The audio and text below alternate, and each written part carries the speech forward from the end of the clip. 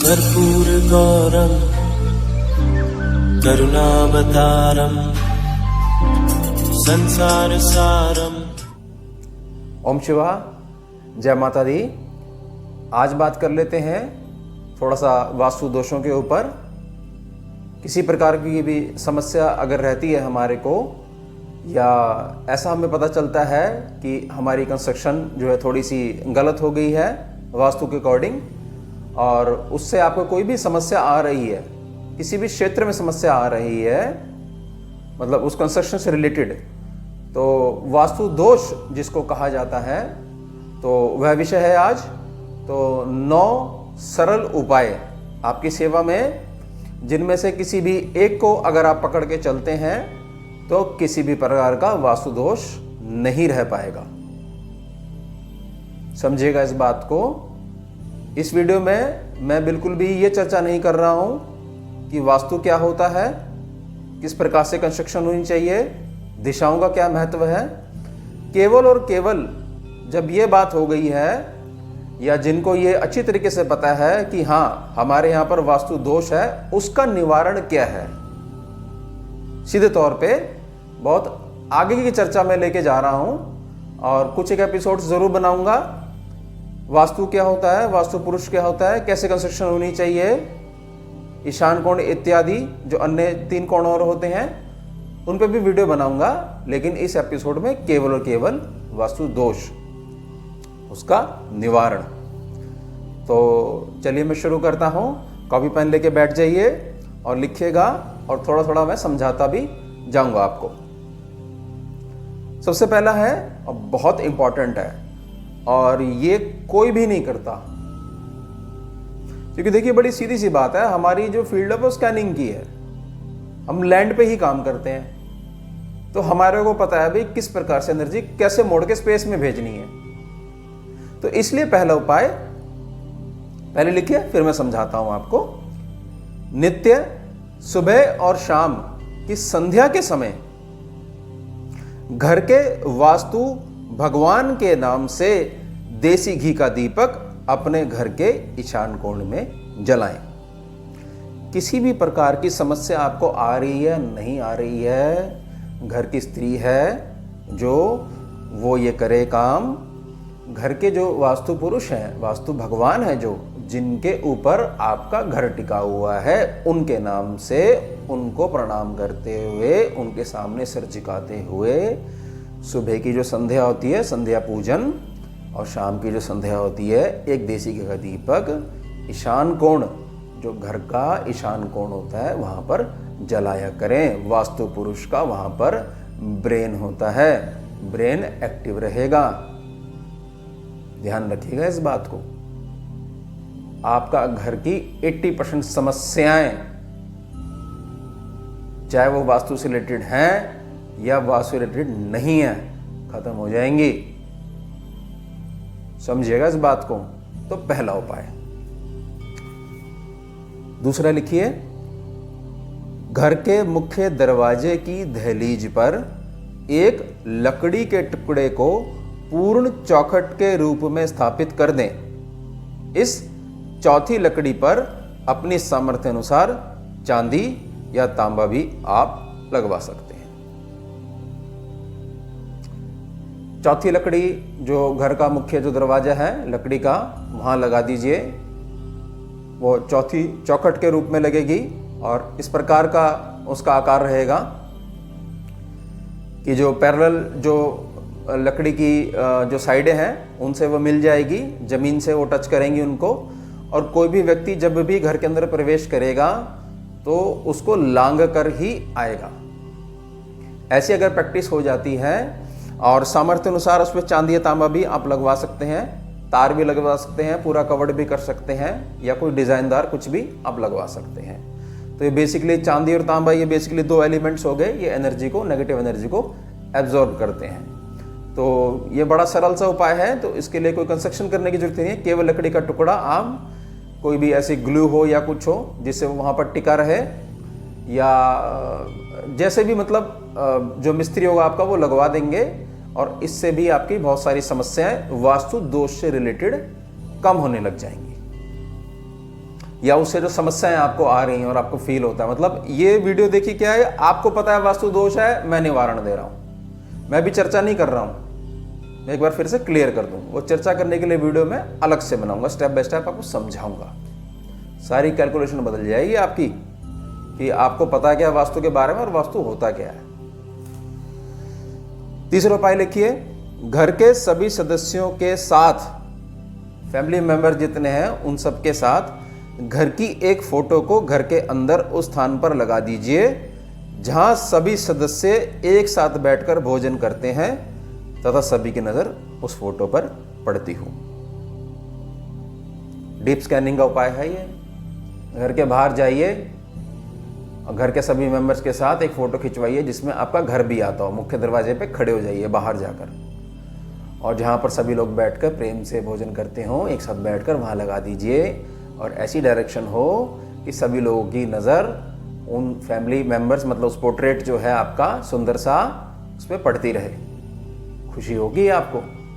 ये vastu negative energy जो किसी कारणवश दुर्भाग्यवश उत्पन्न हो जाती है उसको काटती हैं ये चीज़ें। प्रेम आपका, आपका लगाव, आपकी बॉन्डिंग, आपसी प्रेम और आपसी एकता, वो ही नहीं होगा तो फिर दोष तो होना ही होना है सीधे तौर पे, चाहे कितने भी 100% कंजक्शन कर लो वास्तु के हिसाब से किताबों को पढ़कर। चौथा उपाय लिखिए, नित्य संध्या पूजन के समय शंखनाद, जो शंख बजाया जाता है, ओमनाद, बांसुरी नाद या बांसुरी वादन। नाद एक्चुअली जो बहुत परफेक्ट हो जाते हैं बांसुरी बजाने में, फिर वो वादन नहीं रहता, वो नाद होता है। एक प्रकार से कॉस्मिक एनर्जी अट्रैक्ट करते हैं वो जो बांसुरी बजाने वाले हैं, जो अभ्यास करते हैं वो समझ गए होंगे बांसुरी नाद क्या चीज होती है। या ईश्वर के नाम का जयकारा या भगवान की आरती को तेज वैखारी मुद्रा में उच्चारण करना, वैखारी में भी बहुत तेज उच्चारण करना। शंखनाद, शंख बजाते हैं, ओमनाद करते हैं, बांसुरी वादन, ईश्वर के नाम का जयकारा लगाते हैं, भगवान की आरती तेज तेज बोलकर पढ़ते हैं, तो जो नेगेटिव एनर्जी है उसका शमन होता है, कटती है और पॉजिटिव एनर्जी क्रिएट होती है।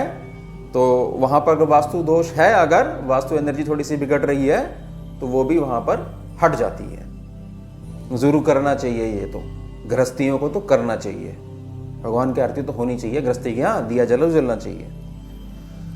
पांचों उपाय लिखिए, घर में नित्य झाड़ू लगाया करें तथा नित्य के पोंछे में थोड़ा सा गौमूत्र अर्क या सेंधा नमक मिलाकर ही लगाया करें। घर में नित्य झाड़ू लगनी ही चाहिए, और पोंछा जो लगता है झाड़ू के बाद गौमूत्र अर्क आता है, मतलब गौमूत्र लेके जो उसको प्रोसेस करा जाता है, प्रोसेस्ड गौमूत्र जो हो गया उसको गौमूत्र अर्क बोलते हैं, ऐसे समझ लीजिए। वो थोड़ा सा मिलाइए, कुछ बूंदे मिलाइए, या फिर सेंधा नमक आता है, व्रत वाला नमक आता है, उसको मिलाइए थोड़ा सा, एक चुटकी, और उससे पोंछा लगाया करिए। तो वहाँ पर हमने एनर्जी स्कैन करिए, बहुत हाईली पॉजिटिव हो जाती है और बहुत देर तक प्रभाव बना रहता है। मतलब जैसे सुबह आपने पोंछा लगाया तो मान लीजिए सुबह 8 बजे पोंछा लगाया तो शाम को 4-5 बजे तक उसका इफेक्ट रहता है, और फिर से आपकी शाम को फिर झाड़ू लग जाएगी, फिर और बढ़िया हो जाएगा। इसलिए नित्य झाड़ू भी लगनी चाहिए। छठा उपाय लिखिए, अपने घर के मध्य में, बीच में, घर का बीच का कोई भी आपका मतलब जगह हो, बीच में आती हो, बिल्कुल परफेक्ट नहीं नाप के मैं नहीं कह रहा, अंदाजन एक मध्य जो पॉइंट हो, वहां पर श्री राम तुलसी जी को या दिव्य अशोक वृक्ष के पौधे को रखा करें तथा उनका दीप पूजन भी नित्य करा करें। बहुत सिंपल है। तुलसी जी हैं, मैं पहले भी बता चुका हूं, बाहर नहीं रखनी चाहिए तुलसी जी। आप माता भी मानते हो, कृपा भी चाहते हो, ठंड में, बारिश में, धूप में बाहर रहती हैं वो, नहीं, आप रह के दिखाओ ना एक बारी तो समझ में आ जाएगा आपको। जिनके साथ करुणा होती है, हमारी प्रेम होता है और बहुत कुछ ईश्वरीय कृपा मानते हैं हम, तो उनको भी हमारे को वैसे रखना चाहिए जैसे हम अपने आप को रखते हैं। ख्याल रखना, उनसे बातचीत करना। तो जैसे ही आप उनको घर के बीच में ले आओगे, अब देखिए अब आंगन तो होता नहीं है, तो भी वहां पर बैठे बैठे बहुत सारी कृपा आपको कर देंगी। और अशोक वृक्ष है जिनके पास, छोटा पौधा है अशोक जी का, तो उसको भी आप बीच में लगा सकते हैं। और उसमें व्हील की ट्रॉली जरूर दे दीजिएगा। ना समझ में आए आपको तो सबसे पहली वीडियो मेरी तुलसी जी के ऊपर ही थी, वो देख लीजिएगा जाकर, सबसे पहली वीडियो। बाकी कमेंट सेक्शन में लिंक मैं दे दूंगा। सातों उपाय लिखिए, घर में 9 वर्ष तक की कन्याओं को, छोटी गुड़िया हो आपके यहाँ, बेटी हो, पायल अवश्य पहनाएं तथा उन पायलों को हमेशा अपने धन स्थान पर या किसी भी पवित्र स्थान में संभाल कर रखें। 9 वर्ष तक की छोटी छोटी बेटियां हो, कन्याएं हो, कंजकें हो, कितना सौभाग्य है बताइए। पायल जरूर पहनाइए और चलाया करिए, उनको आवाज़ आनी चाहिए, वो साउंड काटती है नेगेटिव एनर्जी को। और ध्यान रखा करिए, बच्ची बड़ी होगी, बेटी बड़ी होगी, वो पायलें संभाल के रखनी है आपने अपने धन स्थान में। नहीं तो वो केसेस आते हैं ना कि वो बेटी की शादी कर दीजिए, कन्यादान करेगी तो सारी कृपा उसके साथ चली गई, हम कंगाल हो गए, वो नहीं होगा। फिर वो एनर्जी वहाँ कट जाती है, उसका भी कल्याण होता है। और जैसे वो आपके घर में पैदा हुई है बेटी, आपके कुल में आई है, तो कृपा भी वहीं छोड़ जाती है, तो साथ में चली जाएगी जो पायल वो पहन के रखती है। बाकी इस पर डिटेल वीडियो में बनाऊंगा, समझाऊंगा आपका पूरा ये चीज। 8 उपाय लिखिए, घर के मुख्य दरवाजे के ऊपर जो हिस्सा होता है दीवार का, मुख्य दरवाजा जो मेन डोर है, उसके ऊपर बैठे हुए पंचमुखी, बैठी हुई मुद्रा में पंचमुखी श्री हनुमान भगवान जी का या पंचमुखी श्री गणेश जी का, पंचमुखी गणेश जी भी हैं, का चित्र फ्रेम कराकर उत्तम 9 मोर पंखों के आधार पर स्थापित करें। हनुमान जी का या गणेश जी का पंचमुखी बैठा हुआ रूप, सुंदर दिव्य रूप, 9 मोर पंख ले लीजिए। मान लीजिए एक बीच में लगा दिया और 4 और 4 दोनों उनके बाएं और दाएं तरफ लगा दीजिए। उसके ऊपर भगवान जी की फोटो लगाइए, प्रणाम करिए, दीप दान उनको करा कीजिए, मतलब दीपक उनको दिखाया करिए, धूप या अगरबत्ती भी आप दिखा सकते हैं। तो जो मेन डोर है वहां पर बहुत सारी एनर्जी, नेगेटिव एनर्जी वो कट जाती है, क्योंकि वो एक्टिव हो जाते हैं। दीप का मतलब क्या चीज होता है कि दीप जैसे ही आपने किसी को दिखाया तो जो भी शरीर से नहीं है वो जागृत हो जाएगा, पॉजिटिवली आपके लिए, आपके साथ खड़ा हो जाएगा। इसलिए बड़े बूढ़े कहते थे हर जगह दीपक मत जला लिया करो, जा जाकर कोई वहां पर आगे बैठ जाएगा तुम्हारा भगवान बन के।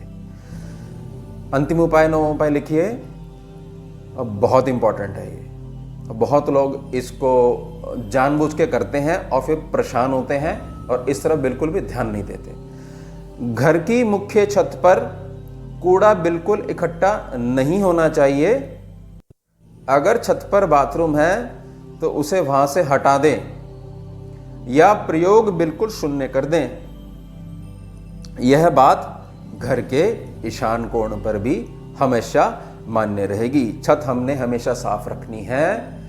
छत और छत पे जो मकान बनवाते हैं, मेरी भी प्रार्थना रहेगी, अगर आप टाइल लगवाना चाहें, टाइल्स भी बड़ी अच्छी आ गई हैं, टाइल लगवा लीजिए या पत्थर लगवा लीजिए, ऐसे उसको चिकना कर दीजिए कि वहां पर भी झाड़ू लग सके, फूल झाड़ू, समझिएगा इस बात को, फूल झाड़ू लग सके ऐसा चिकना करवा दीजिए।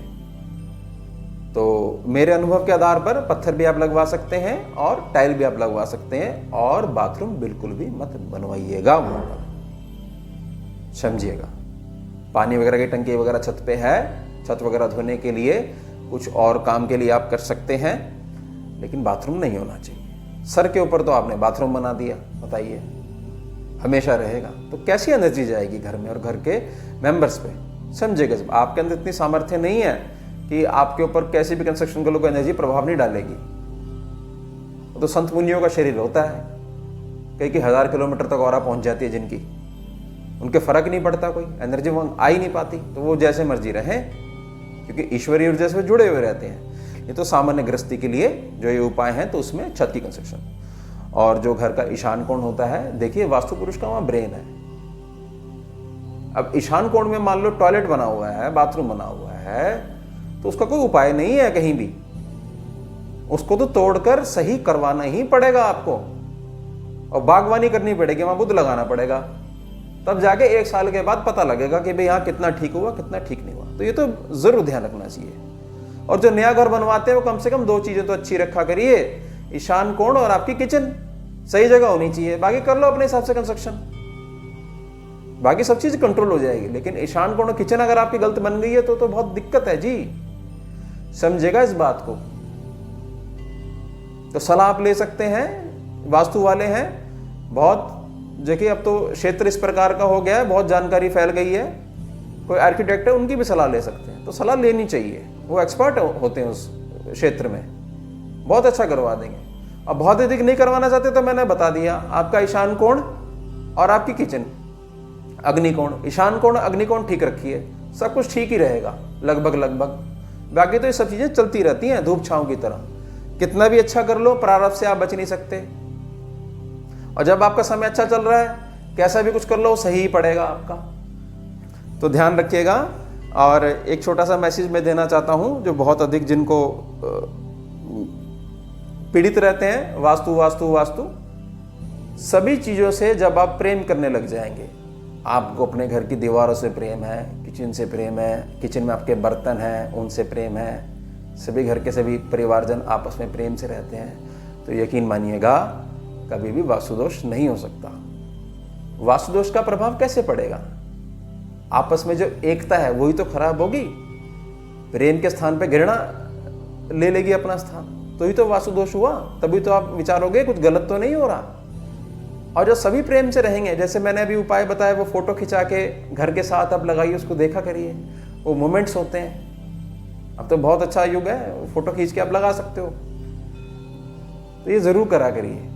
और जितना अधिक प्रेम होगा, किसी भी प्रकार का दोष वहां उत्पन्न नहीं हो सकता। एनर्जी कैलकुलेशन है, एक्सपर्ट है हम एनर्जी के क्षेत्र में, हमें पता है। इसलिए मैं आपने देखा होगा बहुत अधिक मैं आपको ये कहता हूँ चक्रों में नहीं पड़ना चाहिए। सिंपल चीज बताता हूँ, सिंपल उपाय बताता हूँ, समझिए और फिर लागू करिए। कोई भी आपकी क्वेरी हो, कोई प्रश्न हो, मैं जरूर उत्तर दूंगा। कमेंट सेक्शन में कमेंट कर दीजिएगा। ओम शिवा, जय माता दी। सारम भुजगेन्द्रहारम कर्पूर गौरम करुणावतारम